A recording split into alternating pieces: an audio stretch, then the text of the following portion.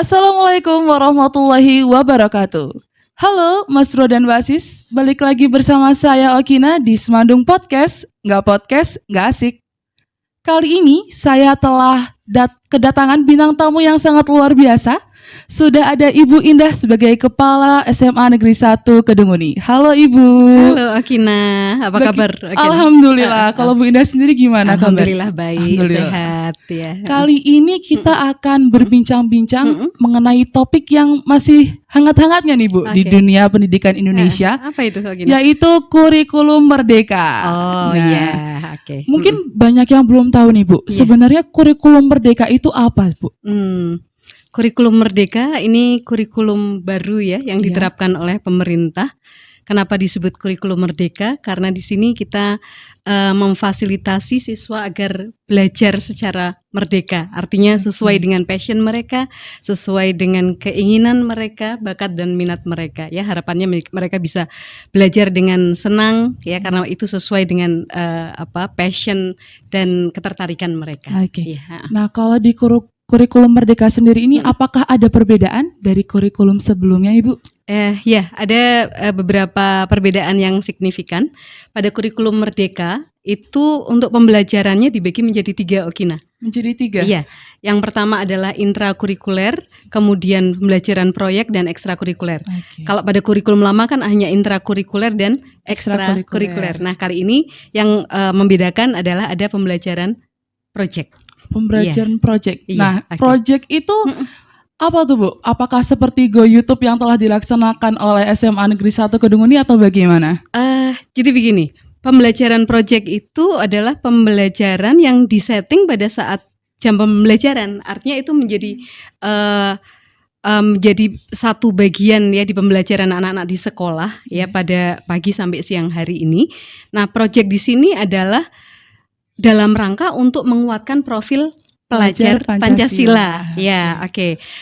Pembagiannya adalah nanti untuk intrakurikuler itu sekitar 70-80%, sedangkan untuk proyek itu 20-30%. Iya. Ngomong-ngomong soal profil pelajar Pancasila nih Bu. Oke. Itu ada perbedaan nggak dari sebelumnya PPK?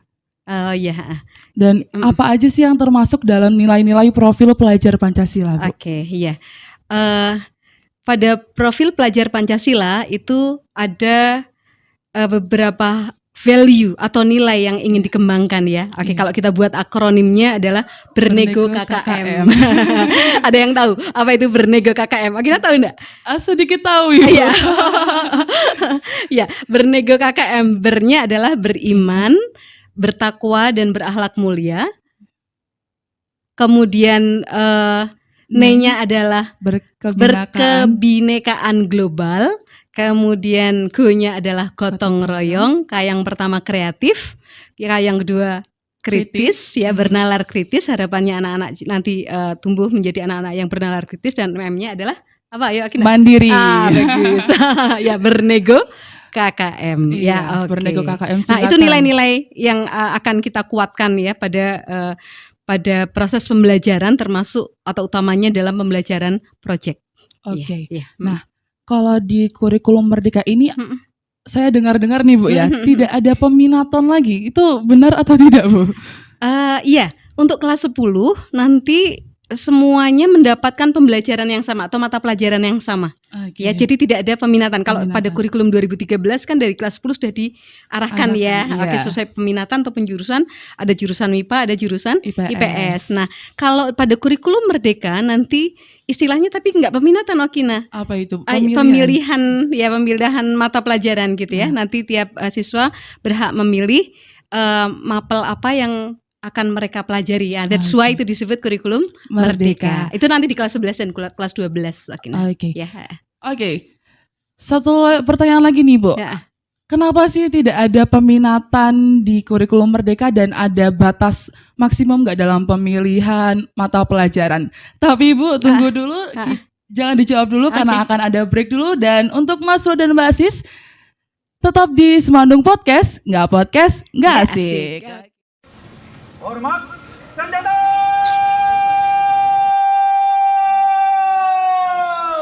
Pasmabega merupakan pasukan semandung bela negara yang memiliki manfaat untuk membentuk kita menjadi siswa yang disiplin dan cinta tanah air. Pasmabega juga merupakan ekstrakurikuler yang sering mendapatkan juara. Di tahun 2020, Pasmabega mendapatkan juara umum TUBBB di tingkat kabupaten. Dan di dalam lomba itu, kita mendapatkan juara tampil terbaik, membawa acara terbaik, paduan suara terbaik, PBB terbaik, dan TUB terbaik.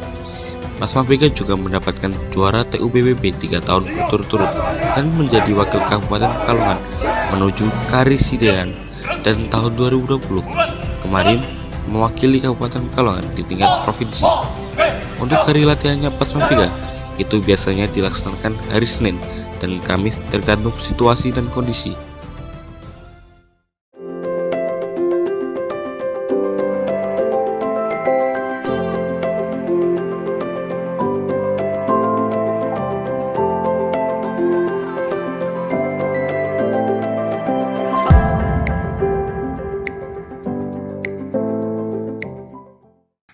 Balik lagi di Semandung Podcast, nggak asik. Oke, kita dengarkan jawaban dari Ibu Indah. Bagaimana Ibu? Mengapa tidak ada peminatan di kurikulum Merdeka dan apakah ada batas maksimum dalam pengambilan mata pelajaran?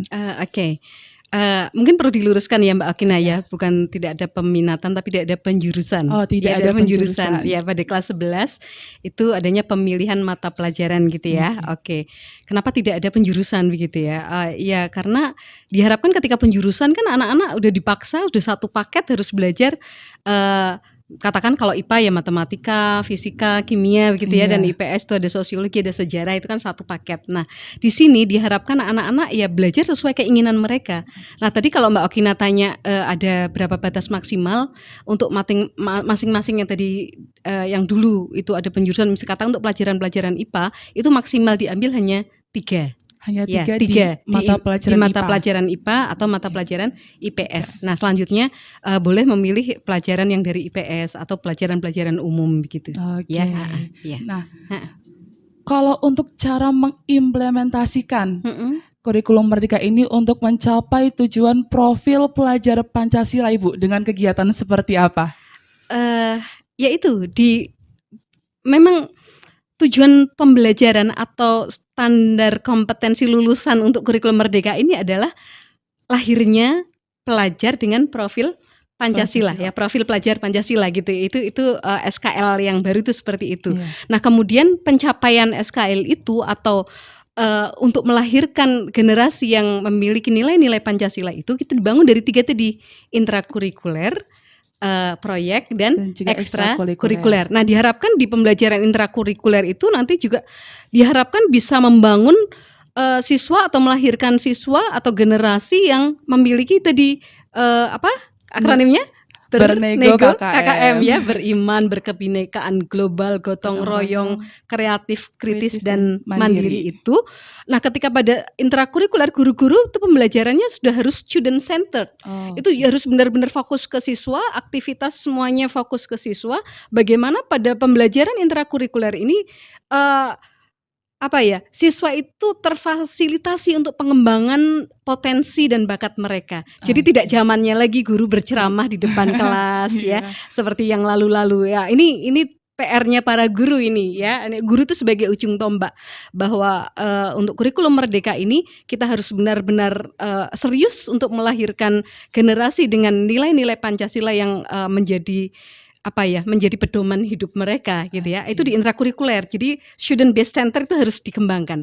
Kemudian pada project nanti ada beberapa tema project yang diarahkan oleh pemerintah yang harus kita laksanakan, dan melalui pembelajaran project ini diharapkan anak-anak akan terbangun, akan tertanam itu tadi nilai-nilai yang diinginkan sebagai nilai-nilai Pancasila itu. Demikian juga pada kegiatan ekstrakurikuler ya, tentu sudah tahu bahwa pada kegiatan ekstrakurikuler bahwa siswa itu berkegiatan sesuai dengan bakat dan minatnya ya, sehingga mereka bisa benar-benar mengoptimalkan passion mereka, bakat dan minat mereka. Oke. Ya, oke. Nah, kalau untuk di kurikulum Merdeka sendiri ada perbedaan nggak sih Bu di jam pelajaran, ekstrakurikulernya? Itu apakah ada perbedaan di kurikulum sebelumnya atau tetap sama? Begini, sebagai implikasi dari perbedaan tadi ya antara intrakurikuler dan proyek itu ya. Iya. Oke, konsekuensinya adalah nanti akan berkurang karena tadi dikatakan 70 sampai 80% ya. Artinya pembelajaran yang bersifat teoritis di kelas sesuai mata pelajaran itu akan berkurang sehingga nanti materinya yang diajarkan hanya materi-materi esensial. Materi-materi yang penting yang sangat dibutuhkan dalam kehidupan. Jadi nanti ada pengurangan dan penyesuaian tentunya. Kemudian yang 20 sampai 30% kan proyek ya. Untuk jamnya sendiri ya tentu alokasinya masih sama, katakan 10 jam pembelajaran. Cuma nanti pembagiannya ini macam-macam Okina. Ada di satu sekolah yang pembelajaran proyek ini dilakukan secara blok.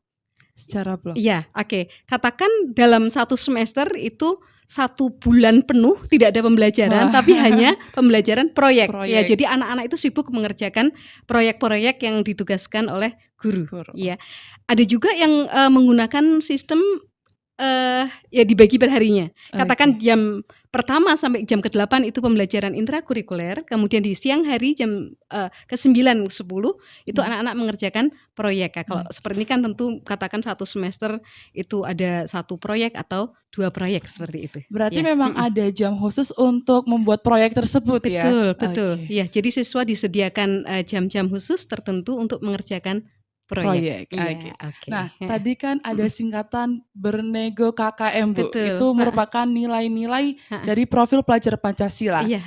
Kalau boleh tahu mengapa, Bu? Mengapa nilai-nilai profil pelajar Pancasila itu mencakup nilai-nilai tersebut? Beriman, bertakwa dan berakhlak mulia. Tentu ini sangat fondasi, sangat dasar harus ditanamkan pada generasi kita, ya. Okina tahu kan bahwa orang yang taat kepada Tuhan, orang yang dekat kepada Tuhan, insya Allah kesehariannya juga bagus lah. Amin. Ya, oke. Buahnya adalah akhlak mulia itu, ya. Itu harus wajib, ya. Yang kedua berkebinekaan global. Kalau Okina perhatikan saat ini banyak terjadi konflik, tawuran dan sebagainya. Itu kira-kira kenapa Okina? Mungkin karena ada perbedaan dan mereka tidak tidak meyakini bahwa ada perbedaan di antara kita gitu, Bu. Oke. Bukan tidak meyakini, tapi mungkin mereka tidak menghormati ya. Betul. Yakin kalau perbedaan jelas ya. Perbedaan ada di berbagai aspek. Tetapi yang mungkin perlu dibangun adalah bagaimana generasi muda ini bisa saling menghormati perbedaan. Nah, that's why nilai berkebinekaan global ini harus ditanamkan. Ini dalam rangka menciptakan Indonesia yang damai, ya. Karena you know that Indonesia itu kan terdiri dari berbagai suku, berbagai bangsa, ya, berbagai kebudayaan. Nah, kalau ini tidak ditanamkan, nilai kebinekaan global ini tidak ditanamkan, nanti bisa banyak keributan. Nggak pingin kan gitu-gitu ya? Oke, itu yang berkebinekaan global. Gotong royong.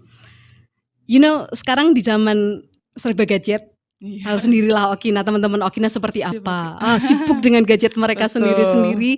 Mereka cenderung selfish, ya kan? Iya, benar. Mikirkan diri sendiri. Nah, nilai-nilai gotong royong dulu menjadi warisan dari nenek moyang kita itu sudah luntur. Dan ini harus kita bangun kembali. Karena you know lah sangat besar manfaatnya ketika kita mau bergotong royong gitu ya. Kreatif, tentu kita harus kreatif supaya survive di era yang serba kompetitif seperti ini. Kalau nggak kreatif, terus kita akan tergilas oleh zaman kan. Oke. Kritis juga sama bahwa di era yang semakin maju ini kita harus berpikir kritis ya, di antara juga untuk menyikapi hal-hal yang berkembang saat ini. Generasi muda harus tahu yang mana yang baik, yang mana yang tidak baik, yang mana yang harus dikritisi, yang harus diubah.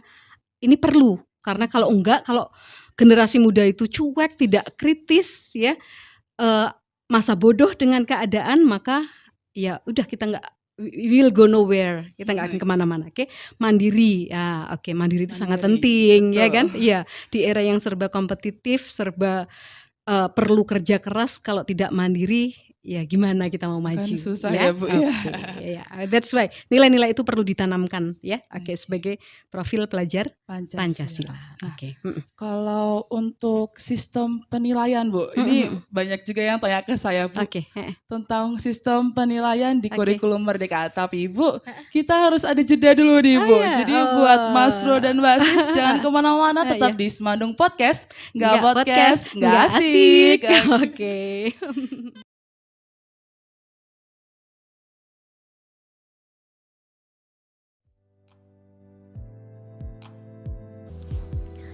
Pramuka adalah salah satu ekstrakurikuler yang ada di SMA Negeri 1 Kedunguni yang dibimbing oleh Kak Alaika Paza untuk Ambalan Diponegoro dan Kak Nur Hidayah Suprihatini untuk Ambalan RA Kartini. Ekskul Pramuka ini adalah wadah untuk mengembangkan minat serta bakat dan menciptakan peserta didik yang mampu berpikir inovatif, kreatif, dan juga imajinatif. Ekskul Pramuka ini dilaksanakan rutin setiap hari Jumat secara daring.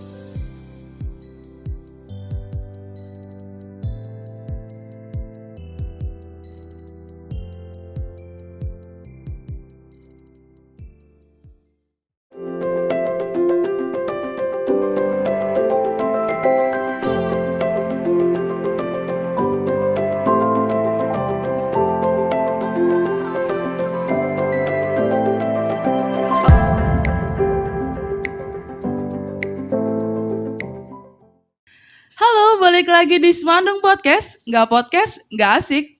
Kali ini langsung saja kita dengarkan jawaban dari Ibu Indah terkait dengan pertanyaan sistem penilaian untuk siswa di kurikulum Merdeka itu bagaimana? Ya, untuk sistem penilaian di kurikulum Merdeka ini lebih menekankan pada penilaian proses, Akina. Ya, jadi penilaian proses. Jadi ketika pada pembelajaran intrakurikuler itu lebih banyak ditekankan pada formatif tes, ya, di mana di situ tes itu atau penilaian itu dilakukan untuk semacam feedback, untuk evaluasi, ya. Kita misalnya diberikan penilaian, ternyata kok nilai anak-anak, nilai siswa itu masih di bawah gitu ya, masih rata-ratanya masih rendah, maka ini sebagai feedback atau masukan buat guru bahwa oh ya ini pembelajaran saya kurang efektif nih, ini harus diperbaiki, ya. Jadi penilaian itu berfungsi sebagai evaluasi untuk memperbaiki kompetensi siswa atau peserta didik, juga untuk memperbaiki model dan metode pembelajaran dari guru. Jadi tidak bersifat menghakimi atau judgmental. Tapi tentu nanti ada penilaian sumatif di mana setelah ada banyak evaluasi penilaian bersifat evaluatif ini, tentu di akhir ada penilaian summatif yang di situ guru bisa merekam sejauh mana kompetensi siswa terhadap penguasaan kompetensi itu sendiri. Ya, itu. Pada proyek Okina itu pun yang ditekankan adalah penilaian proses. Bukan misalnya ya ketika ada sebuah proyek siswa disuruh diminta untuk membuat apa gitu ya. Nanti yang dinilai itu bukan hasilnya, tapi prosesnya. Ya, bagaimana siswa berinteraksi dengan siswa lain, bagaimana siswa memiliki rasa tanggung jawab, disiplin dan lain-lain. Nah, disitulah penilaian itu dilakukan. Jadi bukan pada tujuan atau hasil. Tapi pada proses. Ya, lebih menekankan ke situ. Lebih dilihat dari prosesnya ya, betul, Bu ya. Betul. Okay. Iya, nah, ngomong-ngomong soal proyek Ibu, tema apa aja sih Bu yang akan diadakan saat proyek itu? Untuk kurikulum Merdeka, pemerintah sudah memberikan semacam arahan. Ada 7 tema, Okina, 7 tema yang harus kita sampaikan, utamanya di SMA ini ya, dalam 3 tahun siswa belajar atau peserta didik belajar, itu ada 7 tema yang harus disampaikan kepada peserta didik. Yang pertama adalah tema tentang kearifan lokal, kemudian gaya hidup berkelanjutan, kemudian rekayasa dan teknologi, bangunlah jiwanya dan raganya, kemudian kewirausahaan, suara demokrasi, dan Bhinneka Tunggal Ika. Iya. Boleh dijelaskan nggak Ibu secara lebih detail kenapa memilih 7 tema tersebut? Ya tentu ini disesuaikan dengan nilai-nilai yang akan dibangun tentu. Dengan yang tadi bernego KKM tadi ya. Karena ada Bhinneka Tunggal Ika, ada suara demokrasi. Ini semuanya dipilih dalam rangka menguatkan profil pelajar Pancasila. Iya. Nah Ibu, Tentang 7 tema tadi di Iya. dalam proyek itu tuh bagaimana Bu? Apakah kelas 10 akan mendapatkan 7 tema itu semua atau bagaimana? Begini Okina. Jadi 7 tema yang diarahkan oleh pemerintah itu nanti kita bagi menjadi 3 kelas ya. Oh ya, untuk informasi saja bahwa sekarang di kurikulum Merdeka itu nanti ada modelnya per fase begitu. Nah, nanti kelas 10 itu masuknya di fase E dan kemudian kelas 11 dan 12 di fase F gitu ya. Oke.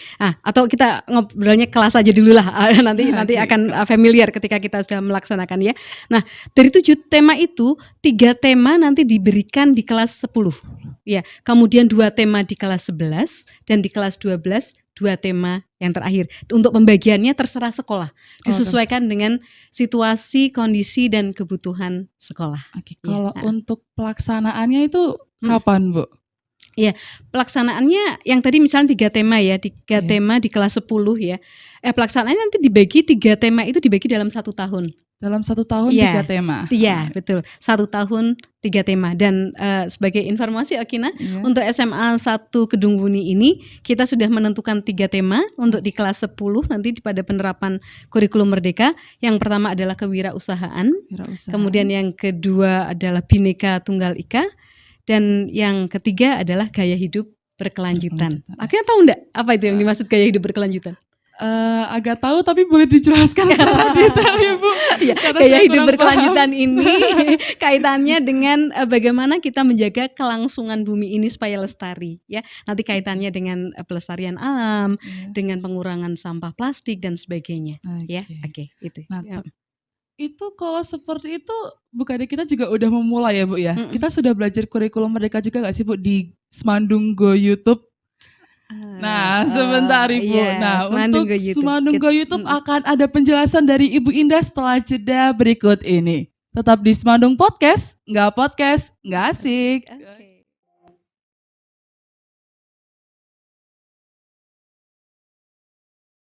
Palang Merah Remaja disingkat PMR adalah wadah pembinaan dan pengembangan anggota remaja PMI yang selanjutnya disebut PMR. Anggota PMR merupakan salah satu kekuatan PMI dalam melaksanakan kegiatan-kegiatan kemanusiaan di bidang kesehatan dan siaga bencana. Ekstrakurikuler PMR Wira sendiri merupakan salah satu ekstrakurikuler terfavorit di SMA Negeri 1 Kedung Buni. Banyak penghargaan yang telah didapat seperti juara 1 Volunteer in Action dan lain-lain. Ekstrakurikuler PMR Wira sendiri biasanya dilaksanakan setiap hari Selasa setelah pulang sekolah.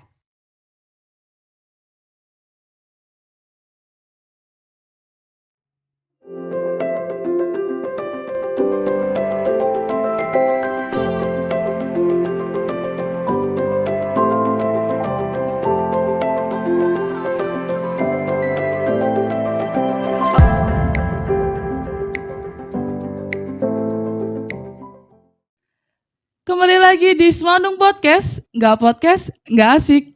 Oke, sekarang bisa dijelaskan nggak nih Bu? Sebenarnya Semandung Go YouTube itu gimana Bu? Oke, Semandung Go YouTube ini sebuah program yang digagas sejak Januari 2022 ya. Oke. Jadi Semandung Go YouTube ini kita mengarahkan, memotivasi dan mendorong siswa untuk di tiap kelasnya itu memiliki satu konten YouTube. Ya, satu konten YouTube. Diharapkan dengan ini memang sudah kaitannya dengan proyek ya Okina ya. Jadi sebenarnya Semandung SMA Negeri 1 Kedung Buni ini sudah menerapkan ini ya pembelajaran proyek dan kurikulum Merdeka ini ya.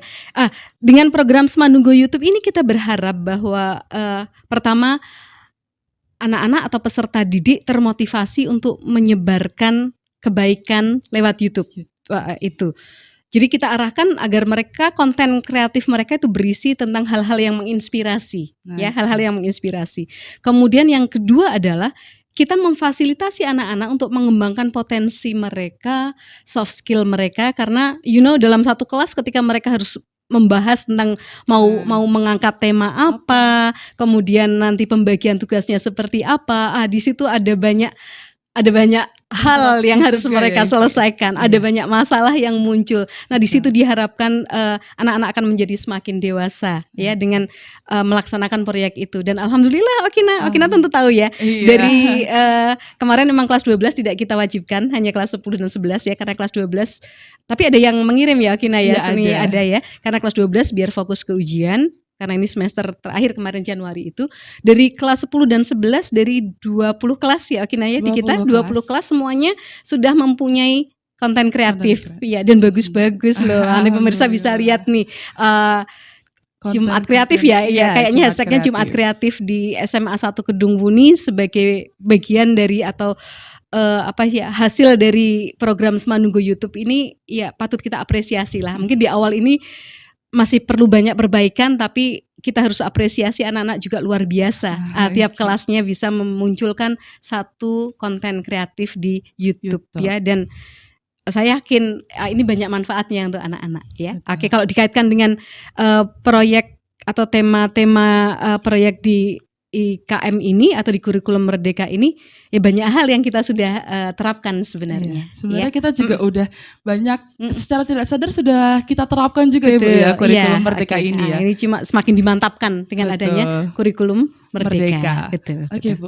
Pertanyaan terakhir nih Bu. Saya penasaran sebenarnya sudah berapa persen sih SMA Negeri 1 Kedung Muni persiapan untuk kurikulum Merdeka? Ya sekitar di angka 60-70%. Kita sudah banyak mengadakan IHT, in-house training atau pelatihan-pelatihan tentang kurikulum Merdeka. Ya kita fasilitasi Bapak Ibu Guru untuk memahami tentang kurikulum Merdeka. Kita juga sudah melakukan studi banding ke sekolah-sekolah yang telah menerapkan kurikulum Merdeka lebih dahulu. Kemudian kita juga banyak share link-link tentang kurikulum Merdeka.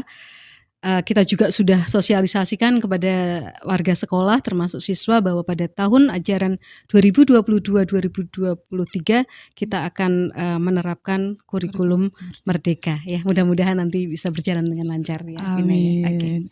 Oke, baik. Itu saja bincang-bincang kita bersama dengan Bu Indah. Apakah Bu Indah ada yang ingin disampaikan kembali?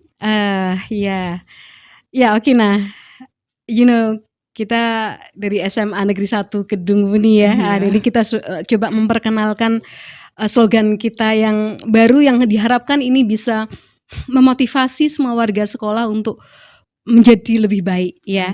Mungkin Okina sudah sering dengar ada Semandung Berlian. Semandung Berlian ya. Bernya singkatan dari beriman ya. Kemudian li-nya adalah mulia. Kita harapkan anak-anak berakhlak mulia, berkarakter mulia, dan annya adalah andal. Kata andal ini luar biasa mencakup banyak hal. Ada integritas di situ, ada kedisiplinan, ada tanggung jawab, ada amanah di situ ya. Jadi kita harapkan lulusan dari SMA Negeri 1 Kedung Muni ini menjadi lulusan yang beriman, berakhlak mulia dan andal. Dan harapannya dengan pribadi yang semacam ini mereka akan menjadi rahmatan lil alamin. Ya tentu nilai-nilai itu sudah tercover semua di profil pelajar Pancasila. Betul. Ya, Dan kita mencanangkan ya kita bertekad SMA Negeri 1 Kedung Muni ini menjadi sekolahnya para calon pemimpin Okina. Kayak Okina ini. Okina kan ketua OSIS ya. Kita harapkan ada banyak pemimpin-pemimpin yang lahir dari SMA Negeri 1 Kedung Muni yang mereka siap menjadi penebar kebaikan.